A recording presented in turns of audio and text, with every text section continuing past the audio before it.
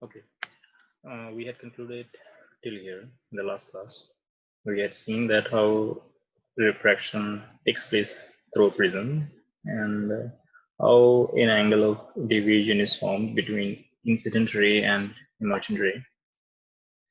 Okay, so today we will see the how this angle of deviation, this particular angle of deviation, gets changed.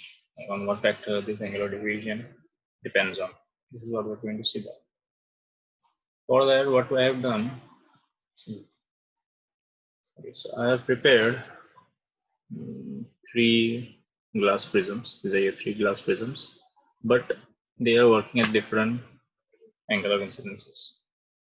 Okay, this is my first diagram. Okay, so this is my glass prism. This particular line is the normal. Okay, for this face, and this is my incident ray. Okay, he's making an angle of 30 degree, so he's my incident angle. So when he is moving inward into the prism, so he gets deviate from its path. So he should have moved in this direction, this dotted line, but he's not moving in this direction. Instead, he bends towards the normal and he moves in this path. And then when he comes out from this medium, so again he bends away from the normal. Like if I draw a normal here perpendicular, so he moves away from the normal. So this is how your ray is actually moving. So this particular line is your incident ray, and this particular line is your emergent ray. Okay, so if I make an angle between incident and emergent, so you get how much? 48 degree, okay? For example. In the next diagram, what I have done is that I have increased my angle of incidence. So here also the ray is moving inward and then comes outward. But here what we have seen is that the angle of deviation gets reduced. It decreases from 48 degree to 38 degree with increasing angle of incidence. In the third diagram, again we have increased the angle of incidence, but here also we are seeing that angle of deviation is getting decreased. Okay, so we are increasing our angle of incidence, but we are seeing that our angle of deviation is getting decreased. Okay, now here what we are doing, we have increased our angle of incidence to 60 degree. In the earlier, yes, in this earlier diagram, the last figure was 50 degree angle of incidence, for which we have got 25 degree. Now in the next figure, we have taken that our angle of incidence is 60 degree. Now for this 60 degree, there is side clean here. We see that the angle of deviation increases. In the earlier diagram, for 50 degree, we saw that angle of deviation is 25 degree. But here, the angle of deviation increases. Okay, 30 degree. In the next diagram, we are increasing our angle of incidence, let's say 70. But here, our angle of deviation is also getting increased, and he is how much? 42 degree. And third diagram also, we have increased our angle of incidence 80, for which we have got angle of deviation as 55 degree. So what we can conclude that once we increase our angle of incidence, our angle of deviation shows a certain pattern. The pattern is that at the beginning, this value decreases and then it increases. Okay. So if I plot a graph with these values, okay, with angle of incidence, deviation and angle of incidence, okay.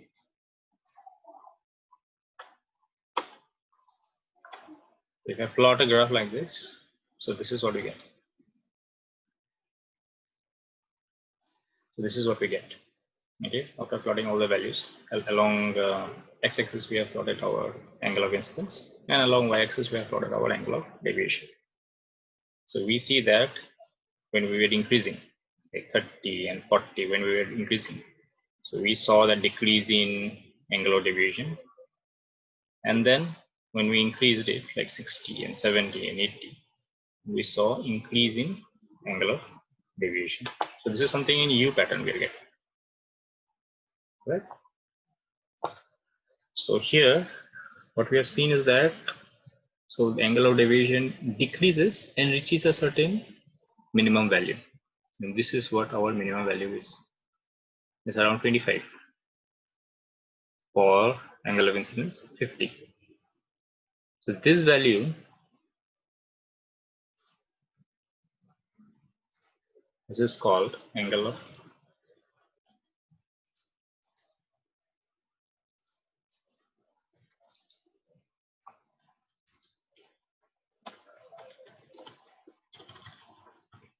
minimum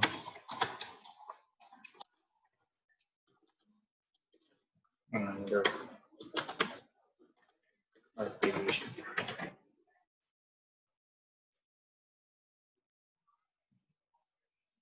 Which is equals to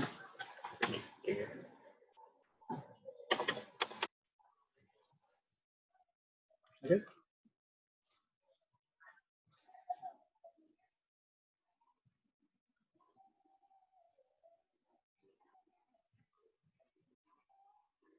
Okay. So this is my angle of minimum deviation. Right.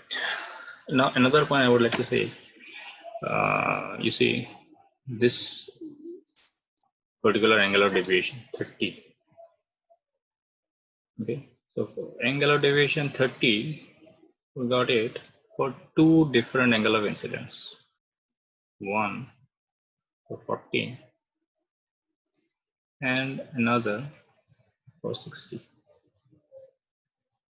Okay, so if I produce it in this direction, so this straight line cuts the curve at two different points. That means for two different incident angle, in this case which is 40 and 60, for two different incident angle, we can have same angle of deviation. In this case, which is angle of deviation is 30, for which we are getting only for angle 40 and 60. Okay, but our minimum value, minimum deviated value, which is 25, we will find it only for one angle of incidence, which is 50. So from this graph, we need to make this 2 point very much clear, that minimum angle of deviation we can have only for one angle of incidence. Apart from minimum angle of deviation, all the other angle of deviation, let's say 40 or 50, whatever it might be, we will have for those angle of deviation, we will have two different angle of incidences. So don't forget this point, that for two different angle of incidence, we can have a single angle of deviation. Now, from Viva point of view, okay, what is the importance of this minimum angle of deviation? This is a very commonly asked question in Viva. So the question will be something like this: that what is the importance or what is the significance of this minimum angle of deviation? What happens at this particular point? So if we see,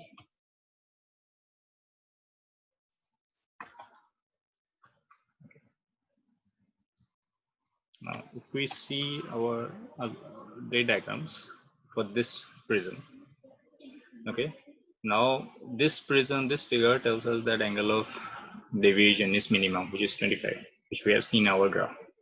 Now if you see this refracted ray, this is almost parallel to the one face of the prism.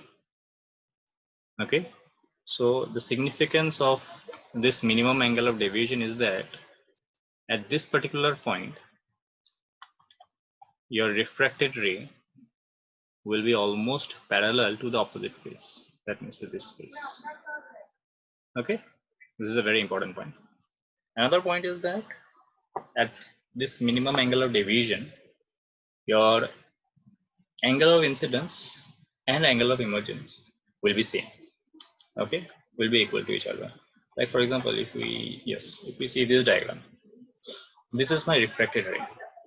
Okay, if we consider that this D is my minimum angle of deviation, so this ray will be completely parallel to this base of the prism. And at this point, my angle of incidence will be equal to my angle of emergence. Okay, these are very important point, that my angle of incidence will be equal to my angle of emergence at minimum angle of deviation. Another point, this angle of refraction, you can this angle of refraction and this angle of refraction, okay, this will be equal to each other. Understood? So these are the very key points you have to remember, even though I've mentioned in next slides. So this is my graph. So these things you can make a note of it, that on which factors this deviation depends on. It depends on the angle of prism, depends on the material of the prism, and very importantly, it depends on the angle of incidence. Okay.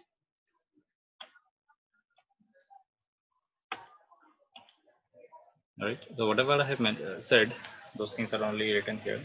If the angle of incidence is increased gradually, the angle of deviation first decreases, attains a minimum value del m, and then it starts increasing. When angle of deviation is minimum, the prism is said to be in the said to be placed in the minimum deviation position. Okay, so when the prism is placed in the minimum deviation position, the angle of refraction at the first phase and the second phase are equal. As a result, the refracted ray becomes parallel to the base of the prism. I have already said that refracted ray has to be completely parallel when at minimum deviated value. Okay, so these things you have to make a point, that at minimum deviated value, your angle of incidence and angular emergence will be same. If you see your earlier diagram, in that case, I2 I have mentioned as angle of emergence, and I1 I have mentioned as angle of incidence. So both things has to be equal to each other. And those R1 and R2 values, those things are also going to be equal to each other at minimum deviated value. So you have to make this point very clear. Now, when you use these two equations in equation 3, so when R1 and R2 are same, and when you put it in equation 3, so we have already discussed what is that, this part, this equation. If you bring it to this equation, okay, then R becomes equals to a by 2. This is what we're going to get. Again, if you see equation 4, if you have mentioned, then we have to replace I1, I2 by II. These are the equal values, okay? That's why I have written as I, because since both of them are equal, so I have written as I plus I. All right? If you go back to equation 4, okay, equation 4, yes, this is my equation 4.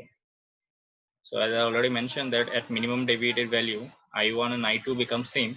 So that is why you can replace it by II.